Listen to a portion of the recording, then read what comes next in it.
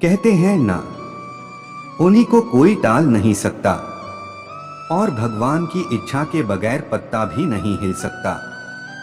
श्री कृष्ण ने कहा था, मैं विधाता होकर भी विधि के विधान को नहीं टाल सका। मेरी चाह राधा थी और चाहती मुझको मीरा थी, पर मैं हो रुक्मणी का गया। बोलो राधे राधे। एक दिन भगवान विष्णु के वाहन गरुड़ देव के मन में विचार आया कि क्यों ना एक बार पृथ्वी लोक का भ्रमण किया जाए। अपने भ्रमण के दौरान जब गरुड़ देव भगवान विष्णु के पाटिल पुत्र मंदिर पहुंचे तो उनकी नजर वहां के चबूतरे पर बैठे थर थर कांपते हुए एक कबूतर पर पड़ी। उसकी स्थिति देखकर उन्हें आश्चर्य हुआ कि प्रभु के मंदिर के प्रांगण में जहां किसी भी प्रकार का भय नहीं है और धूप में बैठे होने के बावजूद यह कबूतर कांप क्यों रहा है। उन्होंने उस कबूतर से कांपने का कारण पूछा तो उस कबूतर ने पहले तो उन्हें प्रणाम किया, उसके बाद कहा कि प्रभु आपके आने से कुछ समय पूर्व यमराज यहाँ आए थे।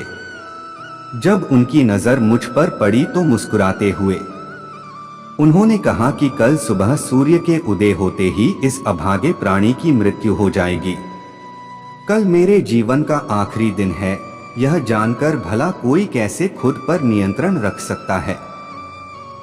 इसीलिए मैं मृत्यु के भय से डर के मारे कांप रहा हूँ। मैं अभी मरना नहीं चाहता, कृपा कर मेरी प्राणों की रक्षा करें और मुझे इस मुसीबत से बचाएं।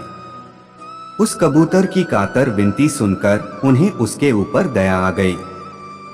साथ ही उनके मन में यह विचार भी आया कि क्यों न यमराज को चुनौती दी जाए। उन्होंने कबूतर को अपने विशाल पंजों में दबाया और मंदिर के प्रांगण से दूर एक सुरक्षित गुफा में पहुंचा दिया। मल्यगंध पर्वत पर स्थित गुफा को सुरक्षित बनाकर गरुड़ देव वहां से उड़ चले। वहां से उन्होंने सीधा यमराज की नगरी यमलोक की ओर उड़ान भरी। कबूतर के प्राणों की रक्षा करने की अपनी सफलता के बारे में यमराज को बताने की उत्सुकता उनके मन में थी। वो यमराज को यह बताना चाह रहे थे कि उन्होंने कबूतर की प्राणों की रक्षा करके उनकी योजना को विफल कर दिया है। जब यमराज को पता चला कि गरुड़ देव स्वयं यमलोक पधारे हैं तो उन्होंने उनका उचित आदर सत्कार करके आसन पर बिठाया और यमलोक आने का उद्देश्य पूछा।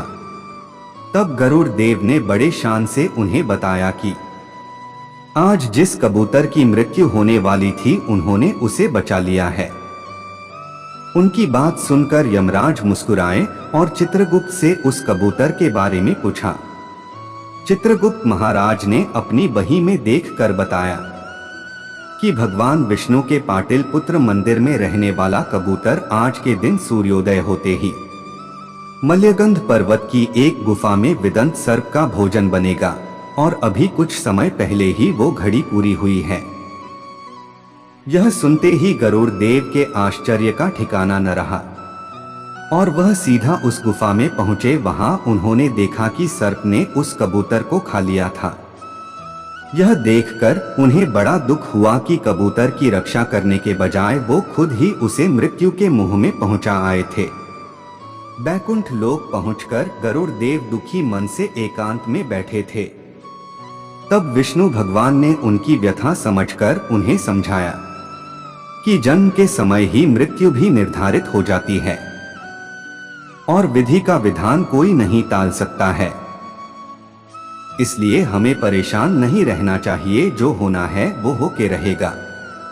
भगवान पर विश्वास बनाए रखे और अपना कर्म करते रहे।